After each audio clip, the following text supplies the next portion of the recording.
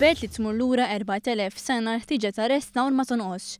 Kien għalhekk li l-Gvern se jkun qiegħed jinvesti €1,000,000 oħra bidan li jkomplu jkunu restawrati swar tal-imdina. F'konferenza tal-aħbarijiet is-Segretarju Parlamentari għal Fondi Ewropej Ian Borch qal li l-Gvern kellu diversi laqgħat mal-Kunsill tal-Imdina li wara x-xewqa li tkompla r-restawr fuq dan is-swar.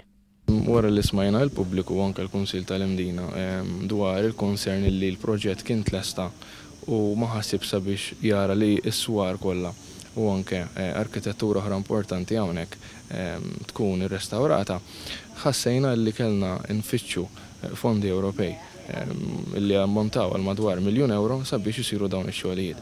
Ix-xogħol ta' restawr fuq is-swar tal-Imdina se jinkludi bib il-Grieg u jibqa' sejjer sa taħt il-Katedral tal-Imdina. Wara talba mill-Kunsill Lokali tal-Imdina se jkunu installati wkoll numru ta' shelters għal karozzini ta' żwiemel li jinsabu fuq barra tad-daħla tal-Imdina. Dan bidan li żwiemel jitħarsu mill-qilla tax-xemx. Is-Segretarju Parlamentari Ian Borch qal li minn barra xogħol ta' tisbieħ f'din il-belt li f'sena jżuruha madwar 1,000,000 turist, il-Gvern se jara wkoll li tiżdied is-sigurtà.